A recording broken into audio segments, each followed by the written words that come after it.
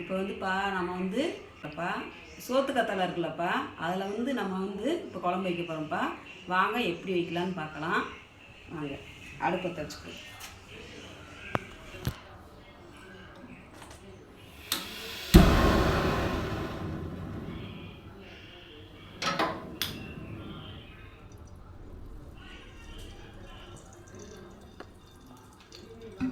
இப்போ அதுக்கு தேவையான நல்லெண்ணெய் ஊற்றிக்கிறோம்ப்பா. கொஞ்சோன்னு ஏன் நல்லெண்ணெய் ஊற்றி பண்ணிடுறதே கொஞ்சம் நல்லாயிருக்கும்.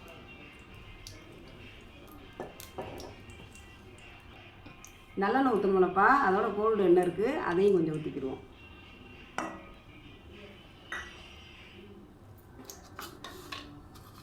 இப்போப்பா அந்த ஸ்பூனில் வந்து வெந்தயம், கடுகு, சீரகம் 1/4 ஸ்பூன் எடுத்து வச்சுருக்கேன்ப்பா. அதை வந்து கொட்டிடுவோம் இந்த ஸ்பூனில் தான்.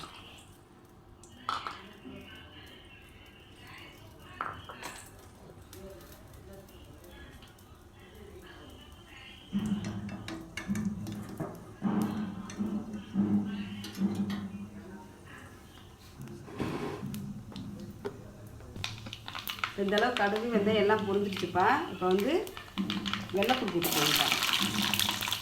சின்ன வெங்காயம் அரிசி உரிச்சு கழுவி வச்சுருக்கோம், அதையும் போட்டுக்குவோம். கருவேப்பிலை கழுவிட்டு வச்சுருக்கோம்ப்பா, அதையும் போட்டுக்குவோம்.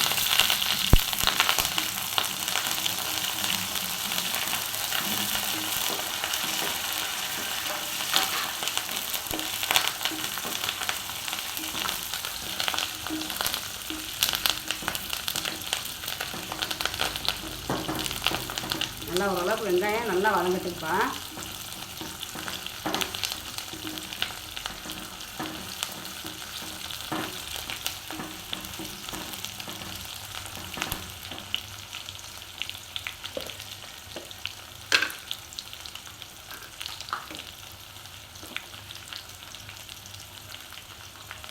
இந்த ஸ்பூனில் 1 ஸ்பூன் தனி மிளகாய் போட்டுக்குவோம்ப்பா.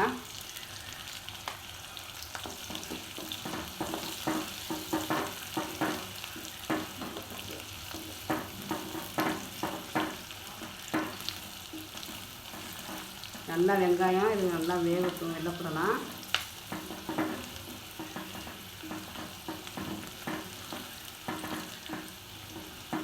இப்போ இந்த அளவுக்கு நல்லா வதக்கிடுச்சுப்பா. இப்போ வந்து 3 தக்காளி, நல்லா இவ்வளோ பெரிய தக்காளியை எடுத்து அரைச்சி பேஸ்ட்டாக வச்சுருக்கேன்ப்பா, அதை ஊற்றிக்கிறோம்.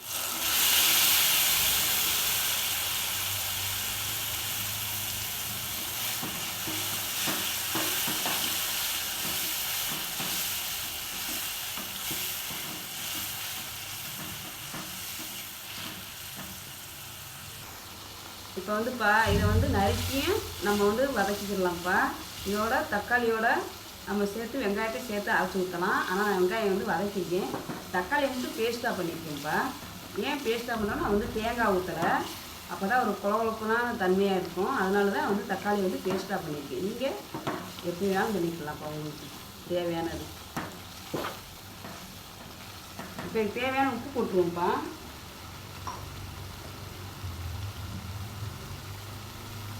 கல் உப்பு தான் கொஞ்சம் லைட்டாகவே போட்டுக்குவோம், வேணுன்னா அப்புறமேட்டு போட்டுக்குவோம்.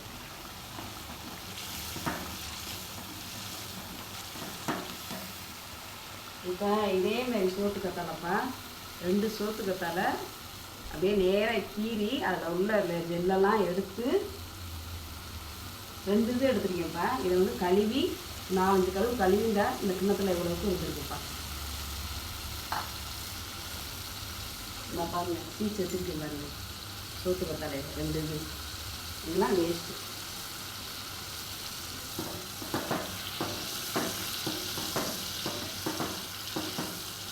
இப்போ ஒரு நெல்லிக்காய் சைஸ் அளவுக்கு புளி கரைச்சி வச்சுருக்கேன். இவ்வளவுக்கு எடுத்து புளி கரைச்சி வச்சுருக்கேன்.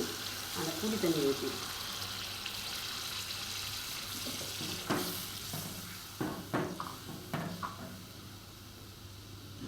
இப்போ அந்த ஜெல்லு எடுத்து வச்சுருக்கோம்லப்பா, 4-5 கழுவு கழுவிட்டு இதை வந்து விழுக்குன்னு தான் இருக்கும். ஆனால் உடம்புக்கு நல்லா குளிர்ச்சியானதுப்பா. முட்டிக்கால் வலியெல்லாம் நல்லா சரியாகும்.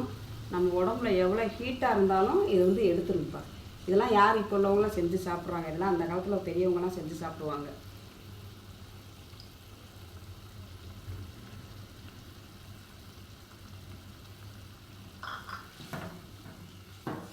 உடம்புல நம்மளுக்கு எவ்வளோ ஹீட்டாக இருந்தாலும் நல்லா ஹீட்டெல்லாம் இறக்கினுப்பா. முட்டிக்கால் வலியெல்லாம் நல்லா சரியாயிடும். இது குழம்பு வச்சு சாப்பிடலாம். ஆனால் அசல் மீன் குழம்பு மாதிரியே இருக்கும். பாமாக்கா ஒரே ஸ்பூன் வீட்டு மசாலா பொடி எடுத்துக்குவோம். ஒரே ஸ்பூன் தான், ஏன்னா கொஞ்சமாக தானே வைக்கிறோம், ரொம்ப எடுத்துக்கக்கூடாது.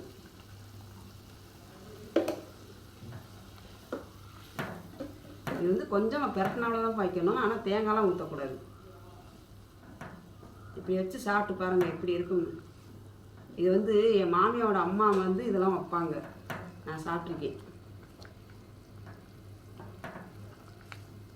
ஏன்னா அது கிராமம் தானே, அதனால் அங்கே வந்து நிறைய கிடைக்கும்.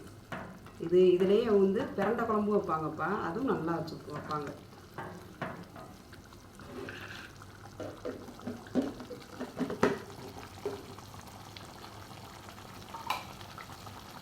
இப்போ இந்த குழம்புல உப்பு, உரப்பு, புளிப்பு இருக்கான்னு செக் பண்ணி பார்த்துக்குவோம்ப்பா.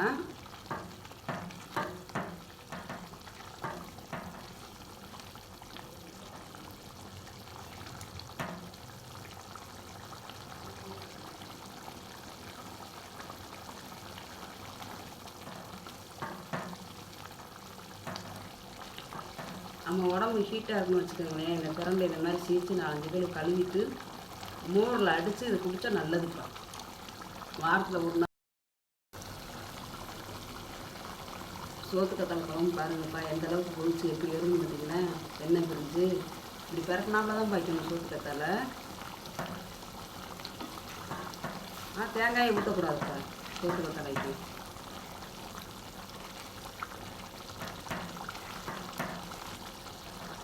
இப்போ இது தேவையான கொஞ்சம் நல்லெண்ணெய் மட்டும் ஊற்றிக்குவோம்ப்பா.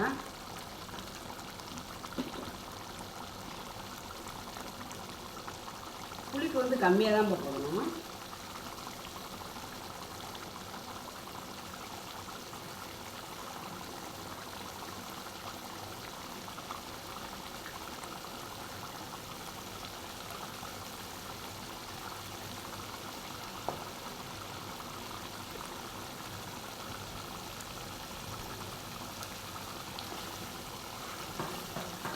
உப்பு புளிப்பெல்லாம் இருக்கான்னு செக் பண்ணிக்கணும்.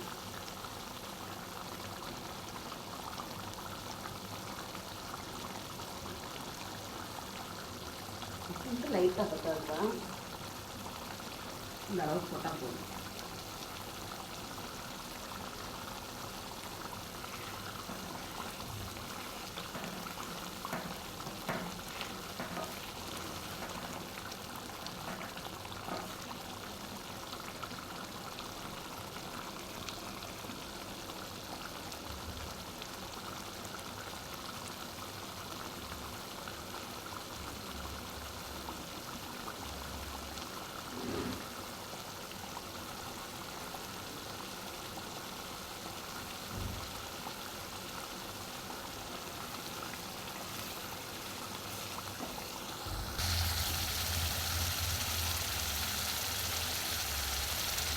இப்போ குழம்பு வந்து இந்த அளவுக்கு நல்லா கொதிச்சிருச்சுப்பா.